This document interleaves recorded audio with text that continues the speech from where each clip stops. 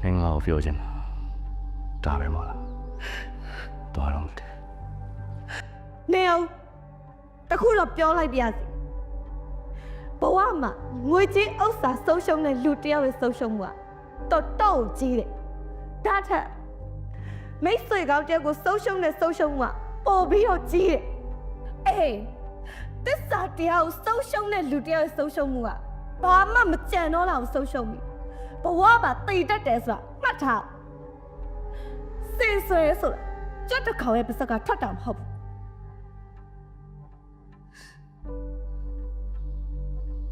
လူတိုင်းဟာအမားနဲ့မကင်းကြပါဘူး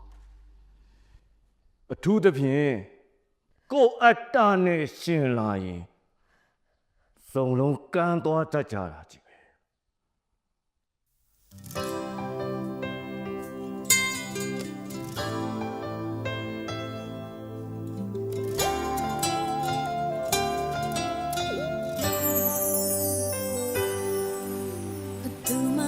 သိနိုင်တဲ့ဝေဒနာမျိုးသိခဲ့တာရက်တွေကြာမချစ်တော့ဘူးဆိုမှမမေ့နိုင်တော့ခတ်တာနေပြီးနာငါမရှိချိန်မှာငါမဟုတ်တဲ့သူနဲ့ရှိမလားတန်တရားတွေနဲ့ငါမထားချင်တော့ပါဒီကောင်ရညလုံးခဲ့ပြီးအိပ်ပျော်ဖို့ငါခက်ခဲဘာပြောရဲဆိုင်ရောအထွေးကရန်နောက်တကယ်လက်ထပ်ကိုဆုံးဖြတ်လိုက်တယ်ဟုတ်လားဟုတ်တယ်သူပါဇက်ကအတိအကျပဲပြောတာနင့်လူအထွေးကအိမ်တော်ရုပ်စီးပွားရေးနဲ့စိတ်ဆက်ထားတဲ့အချောင်းသမားပဲ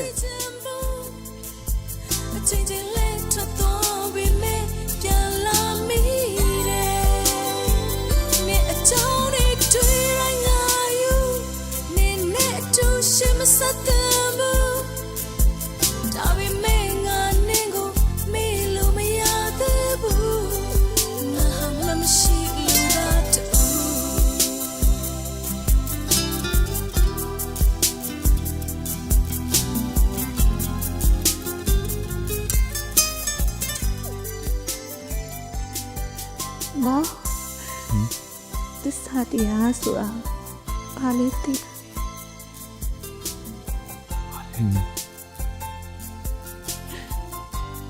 သစ္စာတရားဆိုတာ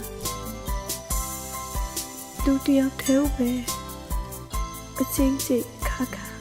ချစ်ပြီးရေးချင်မှာပဲပေါ့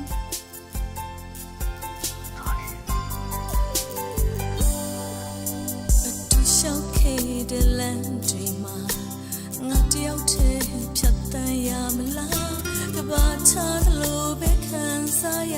ဘူးလောင်လို့တဲ့ချစ်မျိုးလားငါမရှိတဲ့နေတခြားချိန်မှာဘသူနဲ့ရှိနေမလဲအိုးမောင်ကလည်းဒါဒီကမောင်ကိုပဲချစ်တာလေမောင်ကိုပဲသစ္စာရှိပါမယ်မောင်ရဲ့ဘယ်လိုခွန်လိုက်တယ်အာမသိဘူးကွာစစ်ပါနဲ့ကွာမောင်ရဲ့မောင်မြတာလီပေါ်တော့တကယ်တော့မပြတ်သားခဲ့ပါဘူးနေအဝေးမှာလည်းမရှိချင်ဘူးအချင်းချင်းလေးထွက်သွားပြီးမေးပြန်လာမိတယ်နေအကြောင်းတွေတွေ့ရငါယူနေနဲ့အတူရှိမစတဲ့